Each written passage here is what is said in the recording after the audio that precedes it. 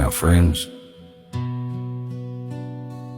I've hauled freight from the Carolina coast to the deserts of Arizona. I've seen marriages fall apart, and I've seen miracles put them back together. This is the story of a woman named Sarah and a truck driver named Jake, a man who carried freight for a living and carried pain in his heart.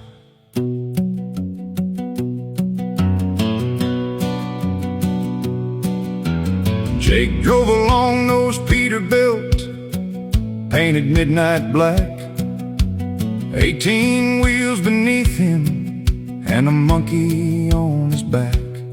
He worked hard and loved his wife with every ounce he had, but whiskey turned that gentleman into somebody bad. Sarah knew the reason why, though others just condemned. She knew the little boy inside was broken deep within. His daddy beat him night and day till bruises filled his soul, and liquor was the only thing that seemed to dull the cold. When Jake was sober, he'd bring flowers, hold her tenderly, read the Bible that she kept there beside the family tree. But every payday without fail, he'd stop at Miller's bar, and she'd pray while staring through the window as he staggered from his car. There were nights she'd hide her tears, and nights she'd hide her pain. Still she'd kneel beside their bed and call on Jesus' name. She'd say, Lord, I know the man he is, I know the hurt he's hiding. Please don't give up on Jake, even if he has given up on himself. She was praying him home, though he kept running away. Prayed through every sleepless night, prayed through every broken day. She loved the man beneath the scars, the man the bottle couldn't drown. And when everybody gave up on him, she prayed he somehow put that bottle down. But years went by and nothing changed. The fighting only grew, and loving him was breaking her like two hearts split in two. With tears rolling down her face, she packed a suitcase one July. Jake fell down there on his knees. Please don't say goodbye. He said, Sarah, I don't mean these things I do. God knows I love you true, but I don't know how to stop, and I don't know how to be the man you deserve. She kissed his cheek and whispered softly, I know. Then she walked away. Months rolled by, Sarah stayed faithful.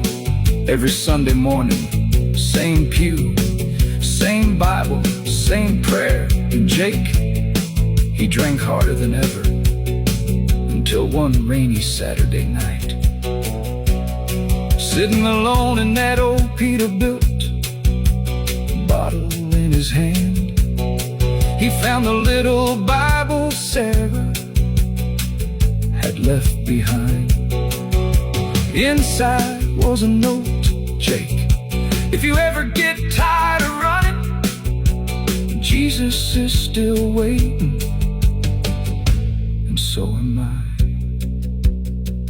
Friends, that big old truck sat there till sunrise, and for the first time since he was a boy, Jake cried. The next morning Sarah sang in church, not knowing he was there. He slipped into the back pew, head bowed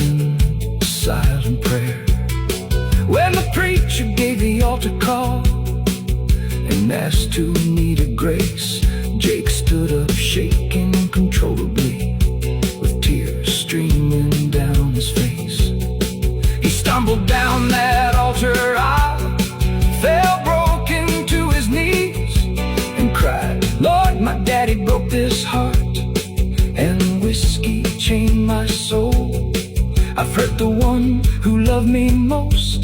Jesus, please come take control. She prayed him home, and heaven heard her cries. Mercy washed away the shame he carried all his life. The chains that bound him finally broke. The old man hit the ground, and while kneeling at the altar that day, she prayed him home. Years have passed since that sweet day. Jake still drives that rig, but now there's a cross above the dash where bottles used to live. Sarah rides beside him now, and sometimes they both cry, thinking how close they came to losing what only God could bind. And every time somebody asks how Jake turned his life around, he smiles, looks at Sarah, and says, Jesus saved me, but she prayed me home. So if somebody you love is hurting, don't stop praying, because sometimes the longest roads lead straight to God's grace. Just pray them home.